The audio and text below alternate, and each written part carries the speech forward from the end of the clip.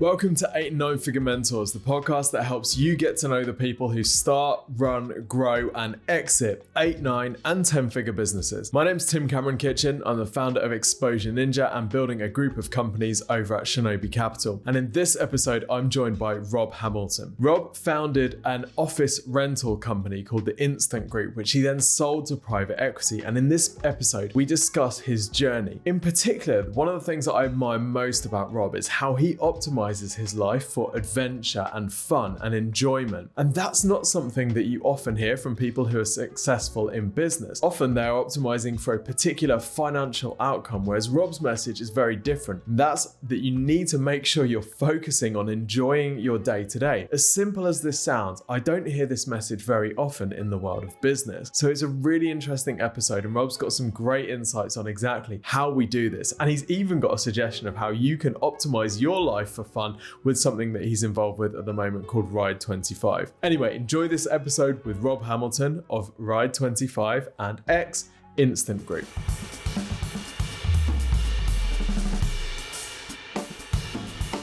Rob, welcome to the 8 and 9 Figure Mentors podcast. Well, thanks very much for having me. Good to be here. So you sort of got started in your early entrepreneurial journey with the Instant Group. I just wanted to ask you about your sort of initial vision and how that came about, really. Okay, so yeah, I suppose the original business was what it ended up to being, which is a two-sided marketplace matching providers of flexible space with end users of space. And that's what it ended up being. Where I benefited was when I started, the flex space was tiny. And obviously over the last 25 years, it's become massive. So I certainly didn't have the foresight to see it growing as it did, but that was very helpful. And the second thing is the internet, really. We were just starting when the internet was only just beginning, and the internet enabled us to grow overseas and into lots of different territories and enabled us to scale, basically. So what was it about that space that you saw and thought you could make an impact on? How did you see something that so few others were seeing about the potential in this space? Well, I think I always wanted to run a business and ended up in the commercial property world. And the commercial property world is, even now, is the most backward, uncustomer centric, old school boy kind of network place. And I thought immediately, oh my God, I don't want to be doing this. I'm not going to be very good at it. And I don't get it, really. I mean, I was much more commercial. And when I first saw a Regis Centre, I went to one of the sort of earlier Regis Centres and thought, oh my God, this makes so much sense. This makes property easy. It's business centric. It's you move in, it's easy. It's not complicated, and makes it more complicated than it needs to be. So I was inspired really by what Mark Dixon was doing and thought, well, I'd much rather be in that sort of part of the sector. But I think at the time, my contemporaries thought I was mad because it was a niche.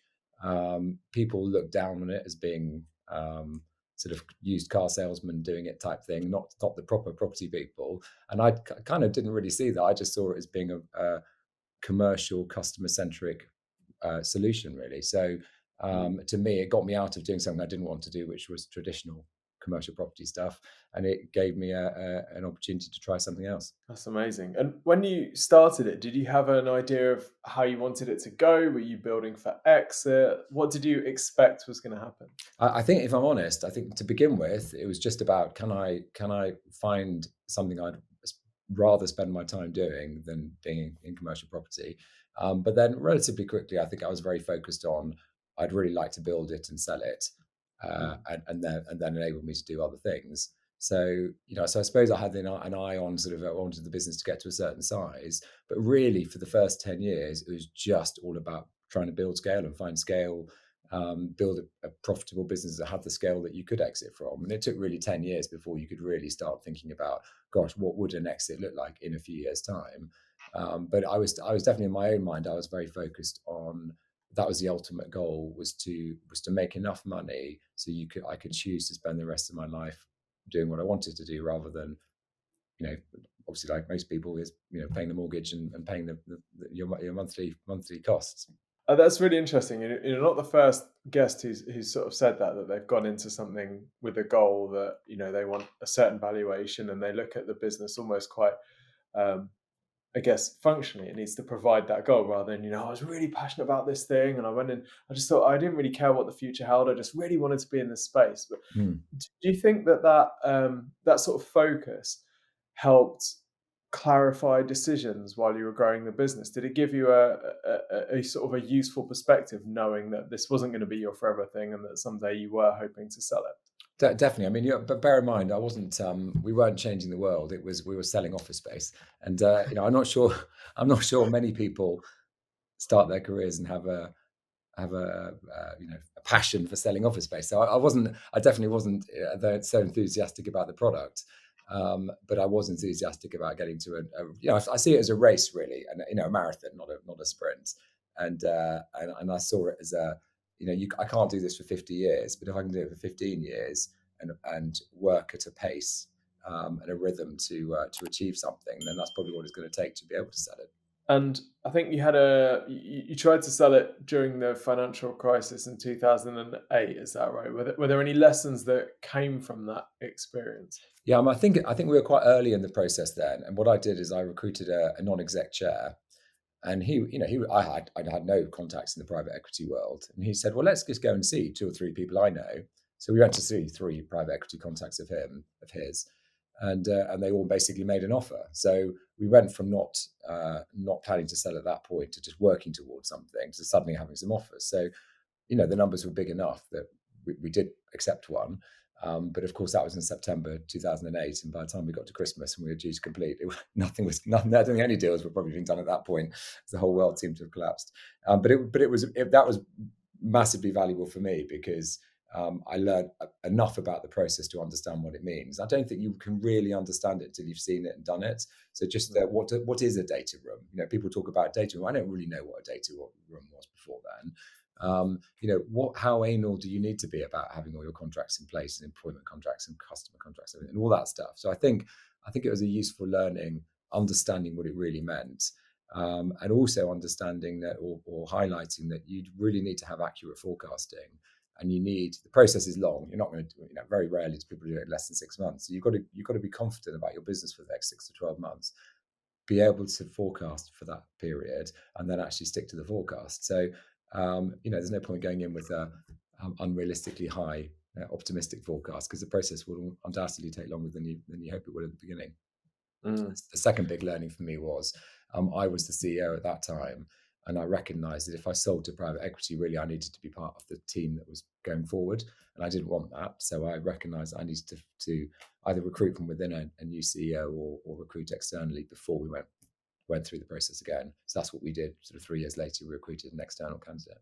How was that experience for you? Did you feel any sense of sort of pride at being the CEO? Was that a difficult choice for you to I put someone else? I think, to be honest, for me, I just had enough of my business, and I didn't want to run it anymore. I didn't like it anymore, and so I know, I have friends now that have been running their businesses for 25 years, and they still have the passion and enthusiasm for it, and I'm in awe of them, because in many ways, I wish I had that, but I definitely didn't.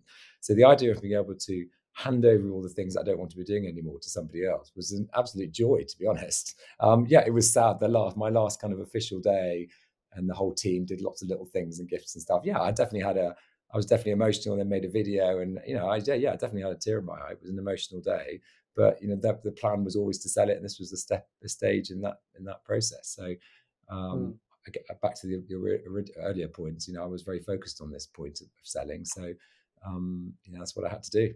I think it's interesting, the idea of a sort of founder transitioning out of a CEO, because it's something that I did last year because I wanted to go and do other things and invest in other companies, not because I want to sell my agency, but just I just felt like I hadn't.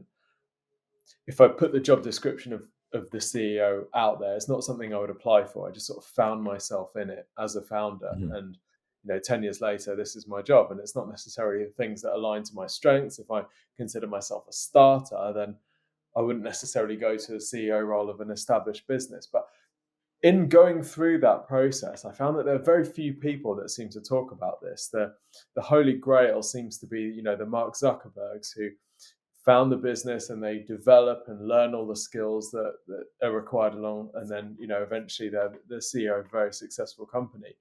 It seems like there's a bit of a gulf of the alternative, where actually we're championing founders to step aside and put someone who's I guess better suited to running an established company in place. Did you have any sort of like conflict or role models in this area? Did you ask advice for anyone first, or you just knew it was going to be right for you? Well, I think I'm a firm believer that if the founder wants to carry on, for the majority of founders will probably be a very good, if not the best CEO, because they just understand the business better. Mm. Um, and I think a good founder who understands their own strengths and weaknesses will bring on people around them to do all the things they're not very good at. So I am a firm believer in founders, the value, that extra little magic value of founders. I mean, if some of it may just be, I think people within a business respect a founder in a way that Mm. they maybe wouldn't respect the CEO with his attributes or his or her attributes if they weren't the founder. So I think there's so many positives and strengths, but obviously the founder has to want to carry on being the founder, the CEO, and obviously in your case you chose not to carry on. But I think it's a very hard job to replace. I think replacing a founder or CEO is difficult, unless possibly you've come up through the business, which I think is probably easier. Is that what you did in your business? Yeah, yeah. She'd been with us for 10 years and sort of came up through, and it wasn't a hard decision because she was essentially running it anyway. She was taking on all the bits of CEO that I wasn't inclined to do. So Mhm. yeah, very, very seamless in that case. Great, well done. Another thing that I really admire about your journey is that you focused on profitability, and this wasn't. I guess you could compare your journey to say WeWork, which was almost the polar opposite: tons of debt, tons of investment, and that makes it very tenuous. That makes survival very tenuous. But you'd always focused on profitability from the start. Mhm. Why was this so important to you, and why didn't you go the more strange to say Well, traditional route of raising investment? yeah, I mean, I think a couple of things. I think back in 1999, uh, the market for raising money was very, very different to how it is today. There was none of the crowdfund seeders type platforms. There wasn't the angel investment network. There weren't the EIS funds in the way there are now. So it was definitely a very different time. For me personally, I remember when I was sort of scratching around trying to think of something to start. I remember my dad was an accountant. I remember my dad saying to me, you need to find an idea which doesn't need much money. And I think that really stuck in my mind, that actually when I was sort of looking around for what on earth I was going to do, I think that's the thing that stuck with me. Is he's right. If I find something I don't need much money, that's a much simpler way to start. Yeah. And I suppose I didn't really, I had no experience doing anything. So why would somebody have given me money? I mean, would I have presented myself well enough to be able to go and raise money? I didn't have the skills. I mean, why would someone give me any money? I didn't really expect, I didn't think anyone would. And they probably wouldn't have done, even if I had found them. So I suppose it wasn't really a choice. It was just that was the world, and that's what I felt my strengths were. But I think it was the best thing because it meant I was very scrappy in terms of really never wasting any money. Mm. Um, every penny absolutely counted, and it was all about getting to profitability really quickly. So 4 months in, I was basically monthly on a monthly basis. I was profitable, and we were in a good time in the market. 2000 as a sort of boom, before the kind of bust in 2001. I definitely benefited from that. There weren't many competitors, although loads came out later on. They weren't quite there at the beginning. So it enabled us to build a little bit of strength in a balance sheet from trading profits in the first couple of years. And then when sort of 2001-2 came, when it was quite difficult, we weren't growing very fast, but at least we weren't losing money, and we had enough in the bank really to get us through that period. You're an advisor to businesses today. What's your advice to them when they look at all of their peers and competitors? Sort of step one in growing a business is go and get some money, go and find some money. How has your opinion on that sort of immediately chasing profitability changed given the funding environment that's around today? No, I mean, I think that, I mean, I've got lots of different hats. Most of them are as an angel investor, as an advisor to young businesses. One of those is actually a venture capital fund called Love Ventures. So obviously, all of the businesses in there are out raising money. I just think you've got to be careful. I don't think as a young founder now, you need to feel the only way forward is raising money. If you can possibly find a way forward without raising more than very small amounts, ultimately you'll end up owning more of the business. You'll have a much stronger business because you're going to be focusing on profitability very early on. Mm. So in my little portfolio, the one business, I was the only one who put money in 6 years ago. it will turn over £10 million and make £1 million profit this year, and they've never raised any money since a little bit of seed money at the beginning. So it is possible, and I think spending all your energy on making the business better, not raising money, is my advice to everybody. So I'm against people raising money unless they're trying to compete in a massive market where, of course, cash is important. So we have a meal kit business which has raised lots of money, and there probably was no other way to do it with that particular business. But I would much prefer to invest in people that are looking to grow organically. Really, I feel that you can still grow fast. So you did sell Instant, and you exited completely, and then I guess you had a bit of a crossroads. Actually, before we get to the crossroads, what did it feel like that day that you sold and that you knew, right, this is it, next chapter is starting? Well, I hadn't sold the whole, so I sold it to private equity, and I sold about 60% of my stake at the time. So it was definitely a watershed moment, because whatever happened in the business after that, I was never going to go back and run it, because I wasn't in control anymore. So in that respect, yeah, it was an amazing, I remember it very clearly, the night. Of course, you start that day, and although everything's lined up and you're hoping to do a deal, you don't know if the deal's going to happen or not. There's all sorts of things that can still go wrong on that last day. So it's a very surreal period of time, the years leading up to it, the months and weeks when you're really working on the deal, and can you get it to happen? Will it happen? So yeah, it's a very bizarre feeling. Was it positive? Because I've heard people say they sort of lost a bit of their sense of purpose and didn't really know what they were doing after that. No, I didn't have that feeling, because I hadn't run the business for a year. So I'd gradually been moving away from it. I mean, the challenge for me was that a year after I sold it, I had a warranty claim launched against me by the people who bought it. And so it kind of felt like you'd run this race, you'd run a marathon and sprinted at the end as well. You crossed the line, and then there'd been a steward's inquiry into whether you cheated or not on the journey, and that steward's inquiry took 3 years for there to be adjudication. So I then had this terrible period of limbo where I didn't really know both if I'd been successful, how successful I'd been so far, what was going to happen next, what my financial position was. So yeah, I miss it. That was a particularly difficult period in my life.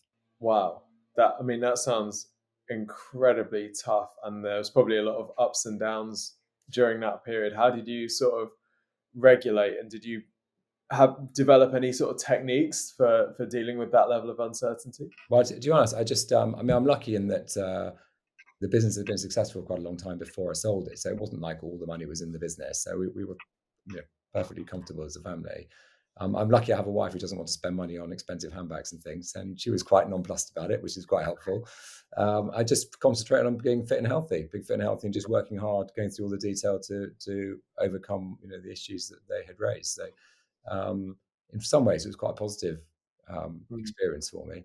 I wouldn't wish it on other people. I mean, if people are listening and they're about to sell, they're thinking about selling to private equity or anyone else, I'm very happy to have a conversation with them, probably a 20-minute call, and I can probably just give you a few tiny little simple practical tactics that you can use to avoid getting into this situation. So please, by all means, reach out to me and I'll happily help.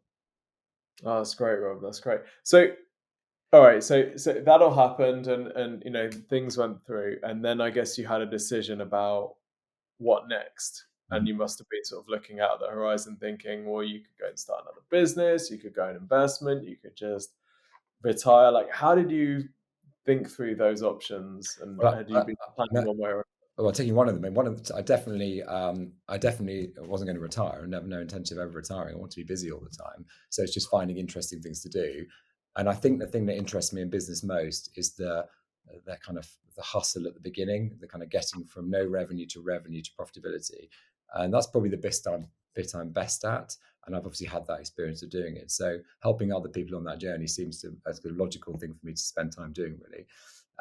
I didn't want to go and run a business again, because I think the most important thing about running a business is you have to be so focused, anally focused, laser sharp focus on just one thing, which is achieving your business plan. So it's 24/7. It's always, as everyone listening, everyone who's running a business knows, it's always there. It's always in your head. You can have holiday, but you're still thinking about it the whole time. And I had that for 20 years. I don't want that for the rest of my life. I'd rather have different things. So the great thing is now, somebody's got a problem. Yeah, of course I'll try and help deal with it, but I'll put the phone down, and I don't necessarily have to dwell on it all weekend. So Mm. because it's really someone else's problem, the founder's problem, not mine. So yeah, I like that. I like that. I like the mixture, the doing different things, different challenges, different sectors, learning. I learned so much more from so many different people than if you're just in one sector doing the same thing year in, year out. And do you feel like that plays into your strengths, your skill sets? We've spoken previously about how you sort of optimize for adventure and you chase adventure. Do you feel like this life or this career gets the most out of you rather than just running one single business? Does it get the most out of me? I get the most out of it, I suppose. I mean, would it? So I think what I do with Ride 25, I think has the most positive impact of anything I've ever done, because it impacts a lot of people in a positive way, and it's not just giving them a job; it's in a much sort of higher level than that. So if I was still running a normal business, I wouldn't be doing that, and I think my impact would be much less. How many people do you impact selling office space efficiently? Not very many in reality. Well, Adam Newman would tell you that he's building a whole culture and a whole movement around it. Like, I mean, it's essentially a very similar sort of business, isn't it? But it's interesting how that, WeWork took the whole vision and mission and thing to, another level. It's this whole thing about, how do we persuade the world that we're changing the world by selling one, you know, packaging piece of packaging at a time. Yes. It's like you're not really a believer in that side of things. Well, You're much more it grounded in wasn't. it. It wasn't really a great outcome, was it? I mean, if the business is still alive, remarkably, but not really in the way that he felt. And I don't really think there's much difference between their product and in fact, there's many other people with a much better product in the marketplace, to be honest. So now you're an investor, as you say, and an advisor. How do you choose which founders and businesses to back, and what qualities are you looking for? Yeah, I mean, I think the most important thing for me is I want to work with founders that I really like and people I want to spend time with. So, I mean, for me, it's all about the founder. It's not about the business model or the business. I've obviously got to believe in what they're trying to do, but inevitably, there's a pretty high chance it will pivot or even change completely. And if I picked a founder who is capable of, who's open-minded enough to listen to people, listen to the market, and change what they're doing. So I guess I'm looking for people with resilience and grit, evidence they've really got that resilience, maybe in what they've done before. People, they need to be open-minded. They need to be up for change. They need to be able to sell. I think selling is a massive part of being a CEO, selling to customers, selling to employees, selling to investors. So if they can't sell well, I'm probably not going to want to get involved. But yeah, that's kind of it. And if I can add value to them, if it's in a sector I think I literally have nothing to add, then I won't get involved. I only get involved in things I think I can add something to. And do you think those skills, like being able to sell and, I guess, having grit and determination, resilience, do you think those are things that can be developed, or is this something that you're looking for innately in the people you're investing in? I think if people are passionate enough about what they're trying to do, then yeah, I think I've got grittier after I started running the business probably than I was when I started it. So it's possible. I suppose I want them to be able to hire people that are different to them, that think differently to them, so that they have a diverse range of opinions within a business. So how much can you tell about someone's grit? Well, you have to take a view, don't you? I think when you run a business, and we must have recruited hundreds of people over the time, and which ones worked out and which ones didn't. I think you learn to trust your intuition. I think a lot, and Yeah. if you spend time have a decent conversation with someone, you should get a pretty good view on whether they're going to be a good person or not. So when you're looking for a founder, really, it's about them being a decent person that's going to work hard and all the other things. Yeah, and I guess if they can persuade you of that, then they're also good at sales, which is your other criteria. Yes, exactly. Yeah. I'm curious, are there any sort of common mistakes that you see being made amongst the businesses that you talk to in these early stages where they're trying to get traction, they're trying to grow? Anything that you find yourself keep on recommending them? Well, I think typical founders are too optimistic, so we'll constantly be forecasting higher than they should be. I mean, I think that is a real problem sometimes, particularly with businesses that don't have much on the balance sheet and much spare cash. I think that's a big problem. The second thing is if you're a business which is fundraising all the time, you've got to have a plan B up your sleeve. If you're down to the last couple of months worth of money and you haven't got a plan B, that's a real danger. So, have a plan B.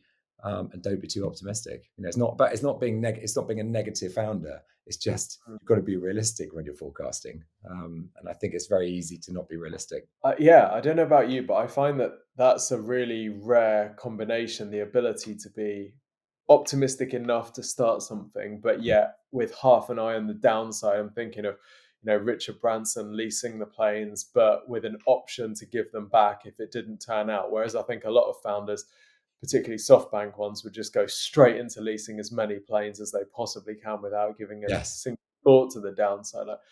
Is that your experience too? Yeah, Or how no, do you? funny enough, I have friends who say, oh, they couldn't start a business because they're too risk averse. I'm like, no, you've got it wrong. It's not. I don't agree with that.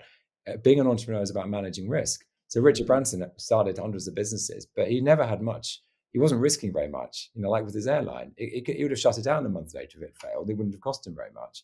So I think a big trick is managing risk. So with me, when we got to kind of 2003, we still had quite a small business, and we needed to start a new product line. We wanted to expand overseas. We did it all at the same time, but every one of those bits of expansion were very small in terms of the investment we made. So one consequence is you can keep going for a long time, even if it's not working, because you'll find a way through.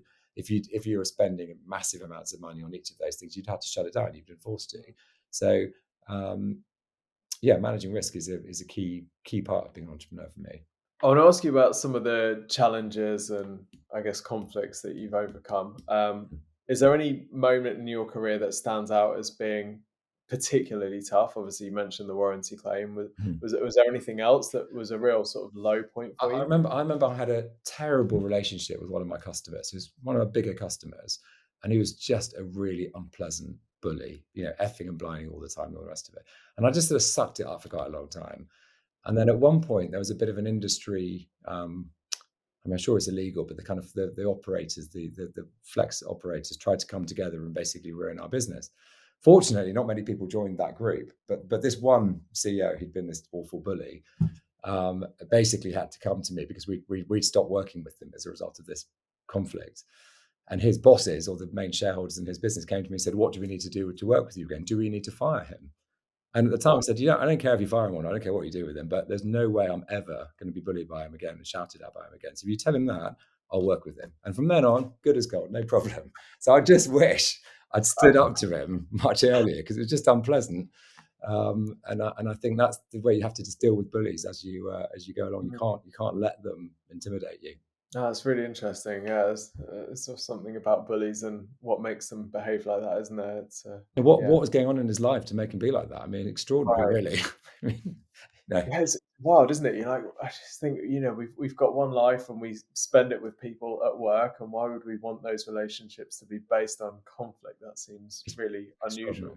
I mean, I did have with my team. I always recruited strong people, so my sort of number twos were strong personalities, and the consequence of that is you do have times when you sort of brush up against each other. And actually, my way of dealing with that with a couple of people was we just go for a long walk, and it's incredible. With an agenda, we knew what we were talking about, but we'd literally just been walking for hours on end because it's so you're moving, you're not facing each other in a boardroom table. It's not that kind of aggression. It's a much softer way of having a discussion. It's amazing how often we managed to overcome any obstacles we had or issues with our relationship by just doing that. And often we do that, and then it'd kind of be a reset for the next year. And we get to a year later, like, I think we need to go for a walk again. And we'd go and do this long walk again. So that for me was golden, a golden way of dealing with conflict like that.